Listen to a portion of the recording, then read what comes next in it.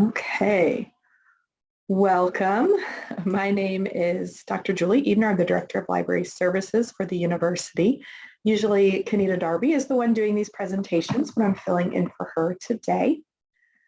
So this is part 5, reviewing grades, feedback, and tracking course progress in the new Blackboard Ultra platform.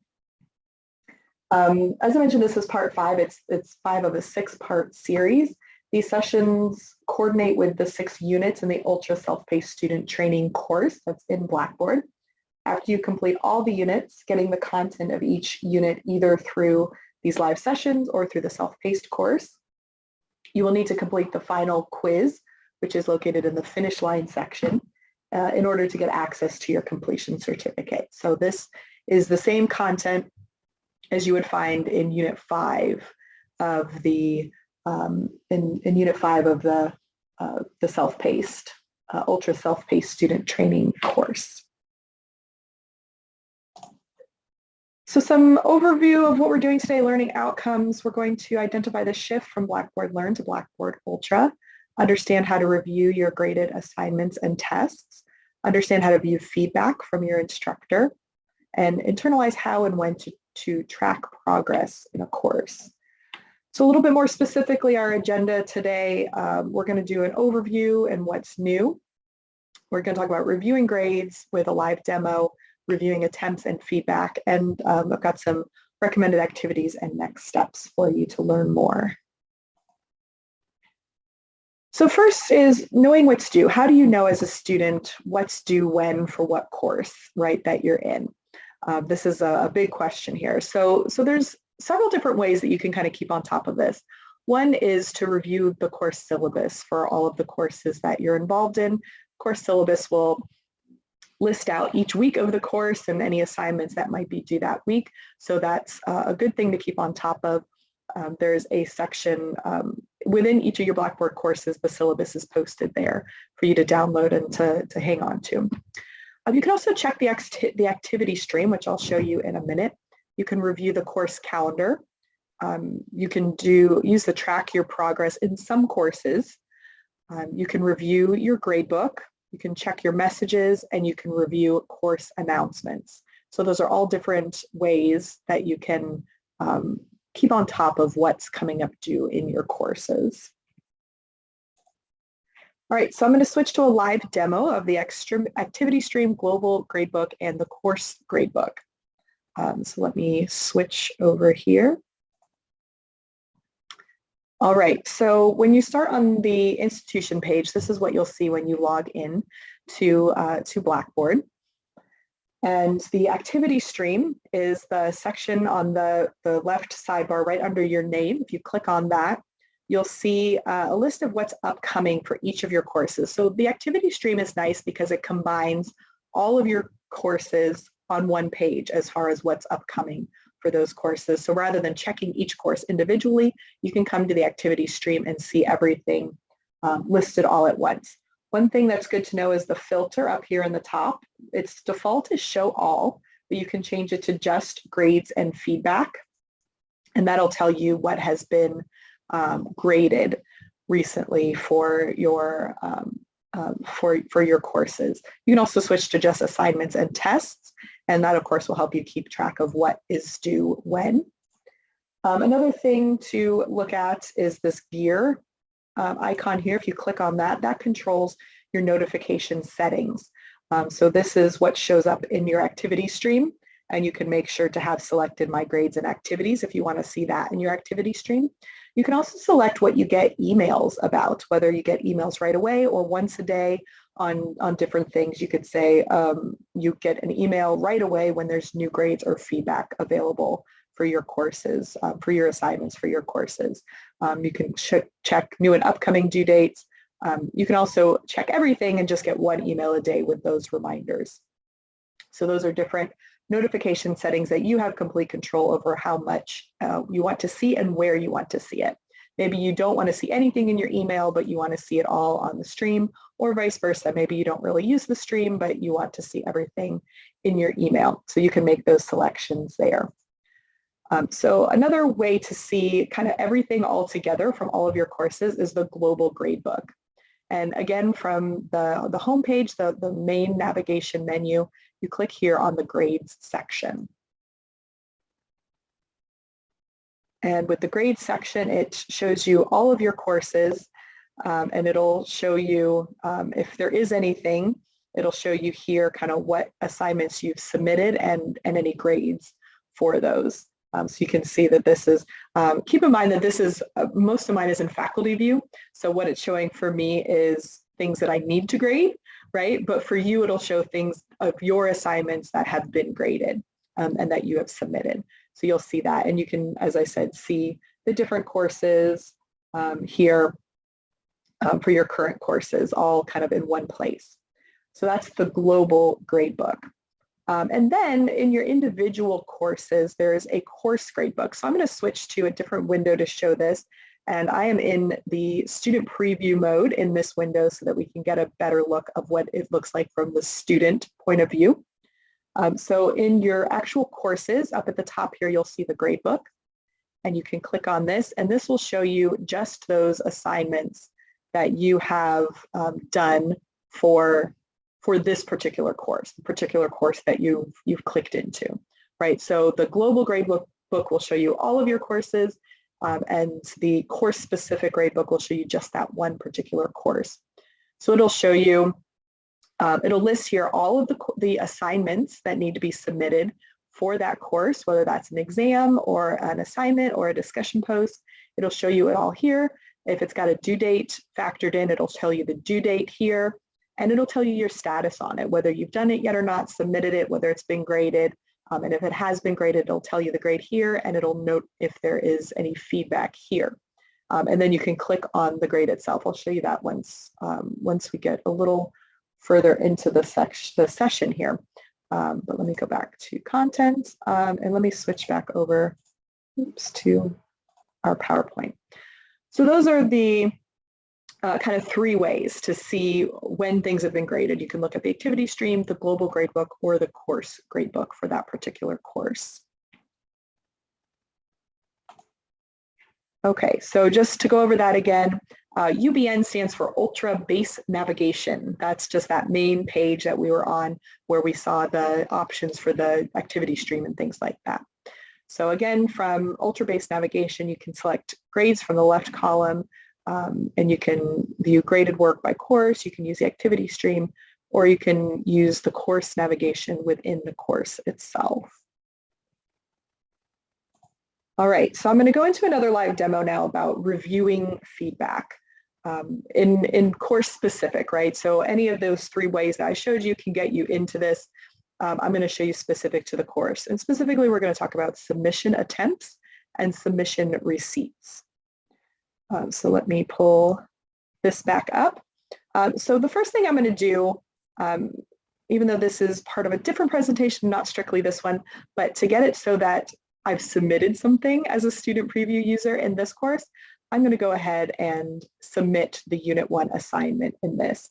So when you go to each of the units and you click on an assignment, this will pop up here and it'll give you information about that, and you can say view assessment to actually see the assessment, and it'll give you instructions. There might potentially be something to download to fill in, like a worksheet or something like that. And then the submission itself happens here. So when you're submitting, you can type in here, depending on what the assignment is and what the instructions are, right? If it's just a quick thing, you might all you might need to do is type something in here and say submission.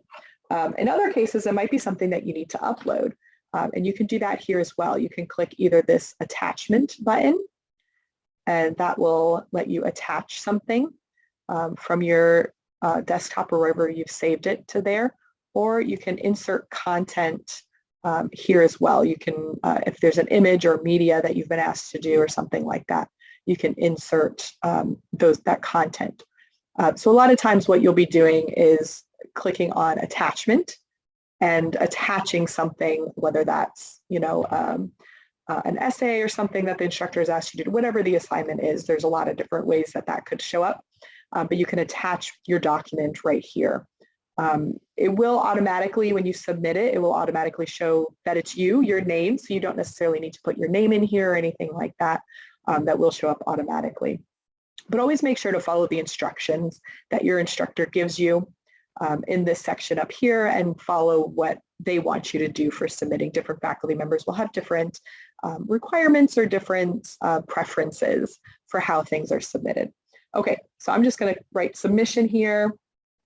And once I click out of it, it's going to let me submit. And it says, are you sure you want to submit? And I'm going to say yes. So the submission receipts are important, right? So it'll give me a confirmation number, submission date, and everything like that. And I can click download to download the submission receipt now. It is also going to send me an email with a submission receipt. So it's always a good idea to keep, to hold on to these in case there's ever a question later, right? If something is going wrong on your instructor's side of Blackboard or something like that, you can always say, well, here's my submission receipt showing that I did turn it in on time, right? So that's always a good thing to save those. It'll send you an email, like I said, as well, so you can download it if you want to, but you also get an email with it, so that might be sufficient. So I'm going to click close there. And so now this is submitted. So I'm going to X out of this. So now that we've submitted something, how do I know the status of it, right? Is it been graded yet? Is it still waiting to be graded? Kind of what's going on with it. And there's a couple ways that you can do that. The first way that you can do that is you can actually go and click on that assignment again. So this is the same way I accessed the assignment the first time when I submitted it. I just clicked on the assignment. I can look here, it'll say submission, that I did submit on 9/6/22 and that it is not graded, and I can click here to see more details on that. If it's an assignment where you get multiple attempts and you need to submit your second attempt, if this assignment is set to allow multiple attempts, you'll see a button here that says start attempt 2 or 3 or whatever the attempt number is, and that's how you would submit again, right? So let's say, for example, you had an assignment where the instructor gives you 2 attempts because after the first attempt, they give you feedback and you need to make changes and revise and then submit it again. So you would want to, that's how you would get in to submit it the second time. Now, if it does say something about being graded here, then you could click here and click on attempt 1, and it's going to show you what you submitted, and your feedback from your instructor would be here. So that's once it's been graded, your instructor will add feedback for you. There would obviously be a grade listed. Instead of saying not graded, it would actually say what the grade is. So that's one way to get to your assignments once you've submitted them. The other way is the gradebook. So if you click on gradebook, which we've looked at before, so now for Unit 1 assignment, it says 1 attempt submitted, and the status now is submitted, and it says not graded. Now, if your instructor has graded it, then it'll say that score here, right? Instead of saying not graded, it'll say that score here. And again, you can click on that. You can click on that submission, attempt 1, and you can see what feedback. So I think it's important, particularly for some courses, right, that faculty members might give you a score, but also give you feedback. And so it's important to keep in mind that even though you might see the score here, you might want to know more, right? What is the feedback that goes along with that? And by clicking on the grade itself and then clicking, so if there's only 1 attempt, it will take you directly to this and it won't have you select attempt 1. It just depends on how that assignment is set up. But it's also important not only to look at your grade, but look at the feedback from your instructor, and that feedback would be added here. Sometimes it might be inline feedback on the assignment itself, depending on how your instructor provides that feedback. So that's important to look at as well. Okay. Pop back over here. Let me back up a minute. Any questions about anything we've talked about so far, including submitting assignments, viewing the assignments, keeping track of when your assignments are graded, and looking at the instructor feedback? Hi, I'm not sure if you're able to hear me. Yes, I can hear you. Okay, so I have an assignment that my professor posted, and it says like it's like a worksheet and has 2 attempts, but under that it says view assessment. Is that something that like, well, I'm scared to open it because like I'm not sure if it's going to consider it as 1 attempt, or the only way for me to submit it will be like actually submitting it and it actually taking it as attempt 1. I don't know if you're able to understand that. Like Yeah, on my VUSC's view assessment, but I'm scared to press that to make it up. yeah. So view assessment is the standard wording for that when you're doing an assessment.